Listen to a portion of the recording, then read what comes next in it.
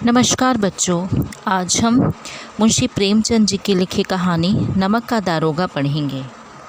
ये एक ऐसी कहानी है जिसमें लेखक ने समाज में व्याप्त भ्रष्टाचार की पोल खोलते हुए ईमानदार इंसान की व्यथा और उसे मिलने वाले ईमानदारी के फल का चित्रण किया है। बात उन दिनों की है जब नमक की कालाबाजारी भी हो रही थी। जब नमक का विभाग बना तो इसकी कालाबाजारी हो रही थी। अधिकारी रिश्वत लेकर इस चोर बाजारी को अनदेखा कर रहे थे। यही वो दिन थे जब मुंशी वंशीधर जो हैं वो नौकरी की तलाश में निकले। उनके पिता बूढ़े हो चुके थे। उन्होंने अपने बेटे को बहुत समझा बुझा करके नौकरी खोजने के लिए विदा किया कि बेटा, वेतन के साथ साथ अगर ऊपरी आमदनी भी मिल जाए तो परहेज़ नहीं करना। सुनने में कुछ अजीब सा लगता है कि एक बाप अपने बेटे को ऐसी शिक्षा दे रहा है, लेकिन सत्य यही है। उनके पिता ने उनसे कहा कि बेटा, तुम वो नौकरी लेना जिसमें ऊपरी आमदनी भी मिल जाए। वंशीधर ने सब कुछ सुना, परंतु अपने धैर्य, बुद्धि और आत्मविश्वास पर टिका रहा। उसे नमक विभाग में दारोगा की नौकरी मिल गई। ये वो विभाग था जिसमें वेतन के साथ साथ जितनी चाहे ऊपरी आमदनी वो वसूल सकता था।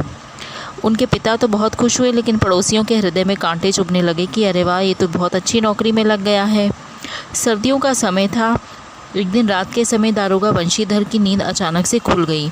उन्हें नमक दफ्तर से कुछ दूर बहती हुई जमुना के जल प्रवाह के स्थान पर गाड़ियों की कुछ आवाज़ें सुनाई दी। उन्हें लगा ज़रूर कुछ गोलमाल है।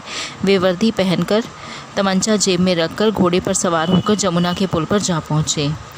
जब वहां पहुंचे तो उन्होंने देखा कि गाड़ियों की एक लंबी कतार पुल के पार जा रही थी।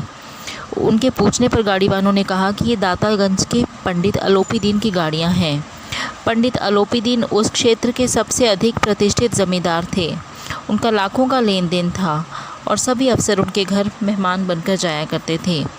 दारोगा जी के पूछने पर पता चला कि ये गाड़ियाँ कहाँ जाएंगी, यानी कि कानपुर जा रही थी, और उन गाड़ियों में नमक के बोरे लदे हुए थे। अब वंशीधर जी ने वो गाड़ियाँ वहीं रुकवा दी। पंडित अलोपीदीन जी को जब इस घटना का पता चला, वो तुरंत घाट की तरफ रवाना हो गए। उन्हें पूरा यकीन था कि वे रिश्वत के बल पर दारोगा को खरीद लेंगे, उनकी गाड़ियाँ निकल जाएंगी।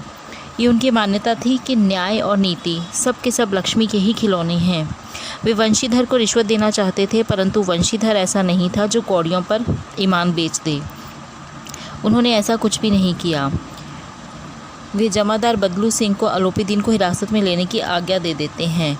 ये सुनकर अलोपीदीन हैरान रह जाते हैं, क्योंकि आज तक कभी किसी ने उनके साथ ऐसी कठोर भाषा में बात नहीं की थी। वे वंशीधर को 40,000 तक की रिश्वत पेशकश करते हैं, लेकिन वो नहीं मानते। वंशीधर स्पष्ट कह देते हैं कि 40,000 नहीं, 40 लाख पर भी नहीं। वे पंडित अलोपीदीन को हिरासत में लेकर चलने के लिए कहते हैं। बदलू सिंह को जब अलोपीदीन जी देखते हैं कि वो हथकड़ियाँ लेकर उनकी तरफ आ रहा है, तो अलोपीदीन मूर्छित होकर गिर पड़ते हैं। अगली सुबह सारे शहर में इस घटना की चर्चा थी। अलोपीदीन को हथकड़ियों में बांधकर अदालत ले जाया गया। अदालत के अधिकारी, वकील, चपड़ासी, अर्दली सभी उन्हें हथकड़ियों में देखकर हैरान थे, क्योंकि सब के सब कहीं न कहीं पंडित अलोपीदीन के उपकारों से दबे हुए थे। उन्हें पंडित जी का इस प्रकार से कानून के फंदे में फंसना भी अचंभित कर रहा था, क्योंकि सब जानते थे कि वो धन के बल पर कुछ भी कर सकते हैं। अदालत में केस चला और वहाँ पर धन चल पड़ा और मुंशी वंशीधर का सत्य जो है वो धराशायी हो गया। अदालत में डिप्टी मजिस्ट्रेट ने अलोपीदीन के विरुद्ध दिए गए प्रमाणों को निर्मूल और भ्रमात्मक बता करके उन्हें रिहा करवा दिया, और साथ ही साथ उन्होंने वंशीधर को भी ये चेतावनी दे दी कि आने वाले समय में वो ढंग से कार्य करे। इस घटना के 1 सप्ताह बाद ही उन्हें नौकरी से भी बर्खास्त कर दिया गया। जब वो नौकरी गंवाकर अपने घर पहुँचे तो उनके पिता ने भी उन्हें खूब बुरा भला कहा। उनकी माता ने भी उन्हें बहुत बुरा भला कहा, क्योंकि माता पिता दोनों की ही कामनाएं मिट्टी में मिल चुकी थी। कई दिनों तक उनकी पत्नी ने भी उनसे सीधे मुंह बात नहीं की। ऐसे ही उपेक्षित वातावरण में वंशीधर का 1 सप्ताह बीत गया। तो एक दिन शाम के समय एक सजा हुआ रथ उनके द्वार पर आकर रुकता है। वंशीधर के पिता उठते हैं और भागे भागे जाते हैं और देखते हैं कि पंडित अलोपीदीन जी रथ से उतर रहे हैं। तो वो झुककर उनको प्रणाम करते हैं और साथ ही साथ अपने बेटे वंशीधर को बुरा भला कहने लगते हैं।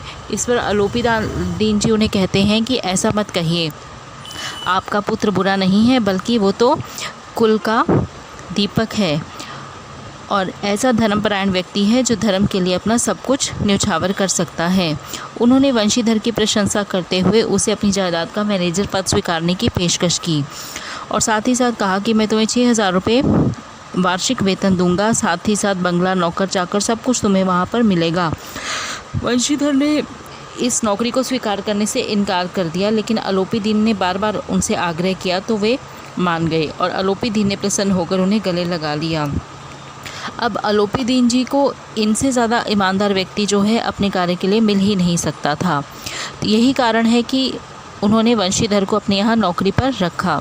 तो अब देखिए, इस कहानी में लेखक ने विरोधाभास का चित्रण किया है। अलोपीदीन वैसे स्वयं तो भ्रष्ट समाज का ही हिस्सा है, लेकिन अपने कार्य के लिए उन्हें एक ईमानदार व्यक्ति की आवश्यकता थी और ऐसा ही ईमानदार व्यक्ति उन्हें वंशीधर के रूप में मिल जाता है। एक तरफ तो वंशीधर को उसकी ईमानदारी के फलस्वरूप अपनी नौकरी गंवानी पड़ती है और दूसरी तरफ वही ईमानदारी जो है उसे उससे भी बेहतर वेतन में एक अच्छी नौकरी दिलवा देती है। तो ये कहानी थी नमक का दारोगा, प्रेमचंद द्वारा रचित।